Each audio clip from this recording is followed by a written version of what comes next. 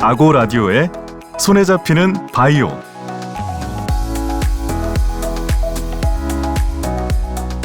안녕하세요.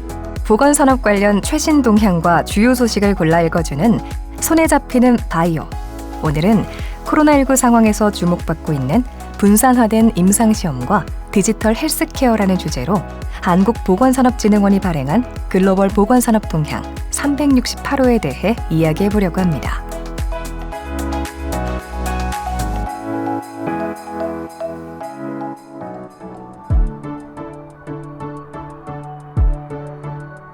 분산화된 임상시험이 무엇인가 하면 쉽게 말해서 의료기관 통원에 의존하지 않는 임상시험이라고 볼 수 있습니다.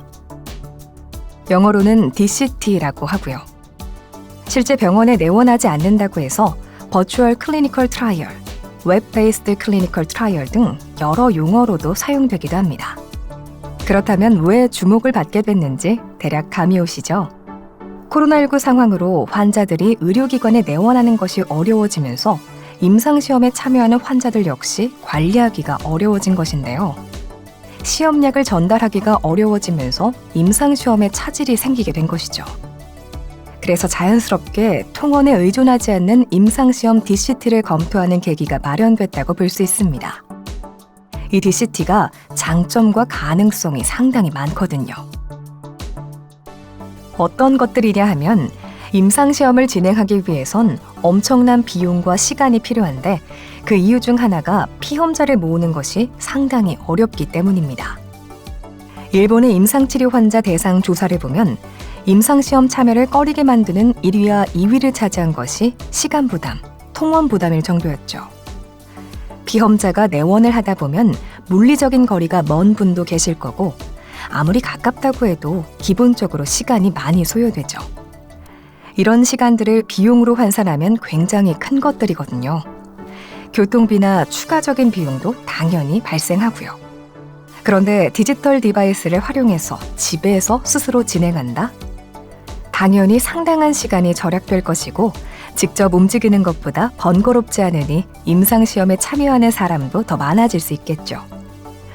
임상시험을 진행하는 의료기관이나 이를 의뢰하는 제약사 등 기업의 입장에서는 비용 절감도 되면서 임상시험에 참여하는 모집단의 수를 늘리는 것이니 그 부분도 의미 있을 것입니다. 더 많은 지원자 가운데 선발을 한다면 본래 계획에 더 부합하는 조건으로 세팅할 수 있으니 그것도 장점이 있을 겁니다. 이런 식으로 DCT가 주목받다 보면 자연스럽게 여러 가지 바이탈 사인 등을 체크할 수 있는 헬스케어 디바이스, 특히 웨어러블 헬스케어 디바이스가 필요할 것이고 관련 산업군 역시 동반 성장할 수 있게 될 것으로 보입니다. 쉽게는 웹상에서 여러 가지 질문에 답을 하는 설문조사 같은 것부터 아직 승인되지 않은 미승인 약물을 평가하는 임상시험까지 다양한 케이스가 발생할 것으로 보이고요. 방법 역시 완전히 내원하지 않은 방법이나 몇 번은 나오고 나머지는 집에서 체크를 해보는 플렉서블한 방식 등 여러 경우의 수가 발생하겠죠.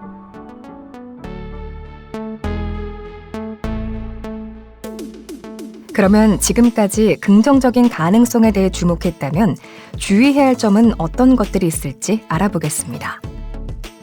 먼저 데이터의 품질에 대한 신뢰도가 관건일 것 같습니다. 아무래도 의료기관의 전문가가 절차대로 진행하는 것과 가정에서 직접 하는 것에는 차이가 있을 수 있기 때문이죠. 극단적인 예를 들자면 특정 시간에 약을 먹고 시계형 디바이스를 통해 30분 후에 혈압과 산소 포화도를 확인해서 기록한다고 했을 때 실수로 잘못 기재할 수도 있는 것이죠. 물론 이것은 단순한 예이고요. 이렇게 임상시험 결과값에 대한 품질을 신뢰할 수 있도록 하는 장치가 필요할 것으로 보입니다. 조금 다른 분야를 예로 들어보자면 최근 전동 킥보드가 핫 이슈지 않습니까? 헬멧 착용이 필수지만 착용하지 않는 사람이 많죠.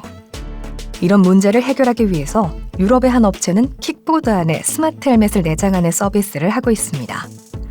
스마트폰으로 인증을 한 후 헬멧을 착용하지 않으면 아예 출발하지 않도록 시스템에서 제어를 합니다.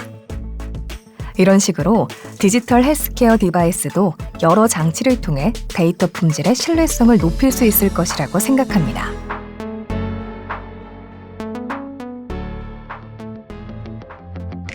그렇다면 디지털 헬스케어에 대한 이야기를 안 할 수 없겠죠. 디지털 헬스케어 분야는 모바일 헬스, 소프트웨어 의료기기, 의료기기용 웨어러블, 기타 의료제품 연구에 사용되는 기술 등 다양한 분야가 있는데요. 최근 미국 FDA는 의료기기 방사선 보건센터 내에 디지털 헬스케어 우수센터를 출범한다고 발표했습니다. 전문 지식을 바탕으로 디지털 헬스케어 기술에 대한 조언을 제공하기도 하고 디지털 기술을 바탕으로 출시되는 헬스 기기들에 대해 관리 감독을 전문적으로 할 필요가 있다는 것이죠. 정책에 대한 리소스를 제공해야 하기도 하는데요. 그만큼 디지털 헬스케어 분야의 위상이 높아졌다고도 볼 수 있습니다. 세계 각국의 기업들도 활발하게 디지털 헬스 시장을 두드리고 있는데요. 미국의 화이자가 최근 유방암 치료제인 임레스에 대한 승인을 받는 과정에서 유효성에 대한 증거로 전자 건강 기록과 의료 DB의 데이터 분석을 제출했고 미국 FDA가 이를 승인해서 화제가 됐습니다. 과거 10여 년간 FDA가 승인한 신약이나 생물학적 제재를 살펴보면 제품 하나당 연구개발 비용이 평균 9억 8,500만 달러입니다. 우리나라 돈으로 1조 원 가까이 되는데 가히 천문학적 액수라고 할 수 있죠. 그런데 이번 화이자의 사례처럼 안정성과 효능을 입증하는 새로운 방법을 이용했을 때 연구개발 비용을 상당히 절감시킬 수 있습니다. 그리고 여러분이 잘 알고 계시는 애플워치나 핏빛 같은 웨어러블 기기가 이러한 방법을 위한 디바이스가 될 수 있는 것이죠. 이런 디바이스들은 하루에도 엄청난 양의 데이터를 쏟아내기 때문에 데이터로서의 가치가 주목받고 있습니다. 리얼월드 에비던스, RWE, 우리나라 말로는 실사용 증거라고 하는데 FDA는 이 RWE에 대한 지침과 평가 방법 등을 만들고 있는 중이고요. 내년에는 보다 구체적인 지침이 나올 것으로 보입니다. 영국과 싱가포르의 사례도 더 살펴보겠습니다. 영국 국립보건서비스는 당뇨병 예방 프로그램의 하나로 온라인 검사기를 개발했습니다. 나이와 성별, 인종, 가족력, 허리둘레, 체질량 지수, 혈압 이렇게 7가지의 간단한 질문을 한 후에 점수 시스템을 기반으로 가상의 헬스 코치에게 무료로 코칭을 받아 본인의 라이프 스타일을 모니터링할 수 있는 것인데요.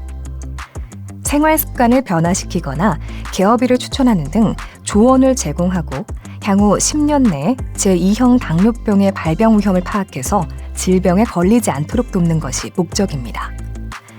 싱가포르에서는 원격 진료 스타트업이 활발하게 시장을 확대하고 있다는 소식입니다.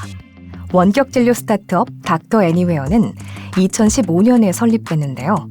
총 활성 사용자 수가 100만 명으로 추정될 정도로 성장했다고 합니다. 현재 지속적으로 동남아시아 시장으로 사업을 확대하고 있는데요. 올해 8월에는 말레이시아 사업을 개시했고 필리핀에도 진출 예정이라고 하네요.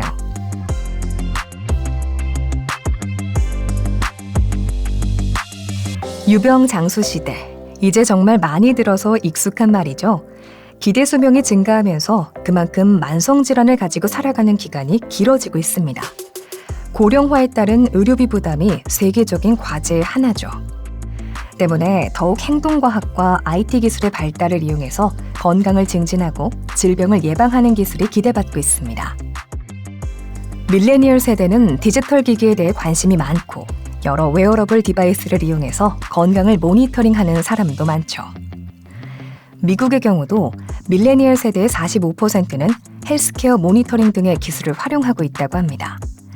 이번 코로나19를 계기로 이러한 관심이 더욱 증폭되면서 관련한 서비스의 시장도 계속 확대될 것으로 보입니다. 우리나라도 많은 보건산업 분야의 스타트업이 해당 기술들을 받아들이고 접목시켜서 좋은 제품과 서비스를 출시하기 위해 오늘도 노력하고 있는데요. IT 분야의 기술과 보건산업 기업들이 더욱 활발하게 교류하고 관련 법규도 잘 마련될 수 있도록 하는 노력이 필요할 것으로 보입니다.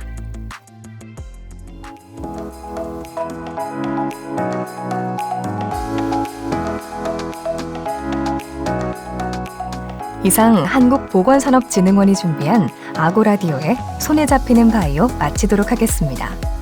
다음번에도 알찬 내용으로 다시 찾아뵙겠습니다. 감사합니다.